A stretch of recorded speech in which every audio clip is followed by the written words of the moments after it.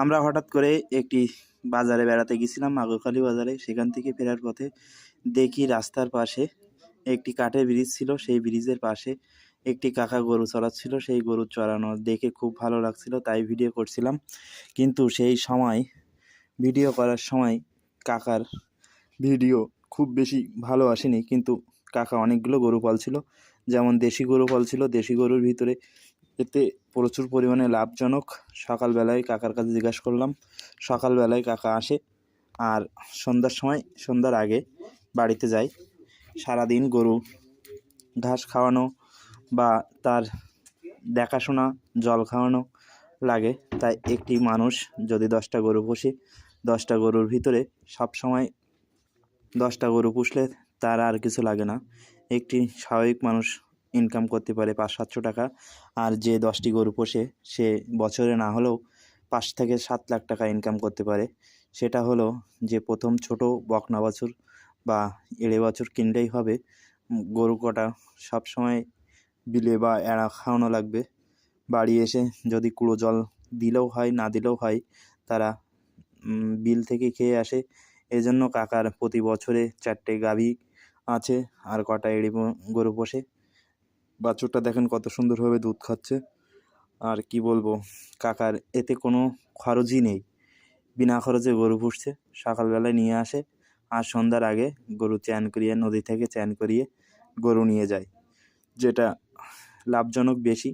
আর আমরা কি করে গরু পুষি, খোল ভুসি অন্যভাবে দানাদার খাবার বেশি দেওয়া লাগে, এজন্য আমাদের খরচটা একটু বেশি হয়, তাতে লাভজনক একটু কম হয়। কিন্তু এভাবে গরু পুষলে লাভজনক বেশি হয়, যেটা পুষলে সবসময় গরুতে লসের ভয় কম থাকে। এতে রোগবালাই কম হয়, রোদের সূর্যের তাপ সহ্য করতে পারে। এরা কাদা মাটি সব সময় মাখে, এতে খুরা রোগ হয় না। এখন আপনারা সবাই একটু খেয়াল রাখবেন, শীতের সময় যেন খুরা রোগের ভ্যাকসিন না থাকলে ভ্যাকসিন দিয়ে নেবেন। বা এরিয়ার ভিতরে যদি কোনো খুরা রোগ জ্বরে তাহলে ভ্যাকসিন দেবেন না।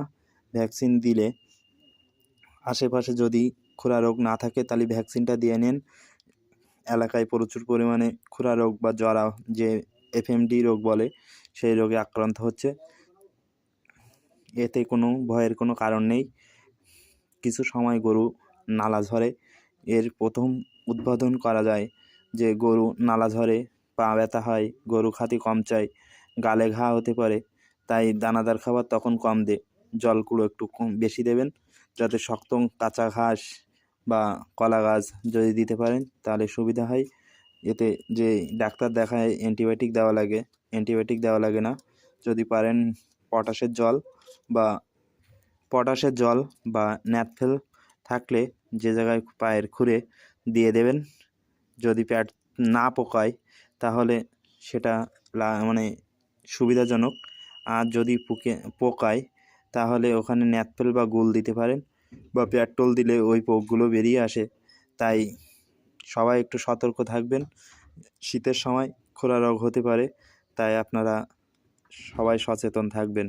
এই সময় খোরা রোগের যে পদ্ধতিগুলো আছে, বা যদি আশেপাশে কোনো সময় হয়ে থাকে সেটাও খেয়াল করবেন, যে আগেরবার কীভাবে কী সারছিল। এটার জন্য কোনো অ্যান্টিবায়োটিক বা ভিটামিন জাতীয় কোনো ইনজেকশন করা যায় না, মানে করলে খুব বেশি ফলাফল পাওয়া যায় না। অ্যান্টিবায়োটিক যদি শ্যুট না করে গরুটা সমস্যা হতে পারে। তাই বলবো, প্রাথমিক যেভাবে সুস্থ হয় তাড়াতাড়ি, তাই চেষ্টা করবেন সেভাবে। যদি আমার চ্যানেলটা ভালো লাগে থাকে তাহলে সবাই একটু সাবস্ক্রাইব করে দেবেন।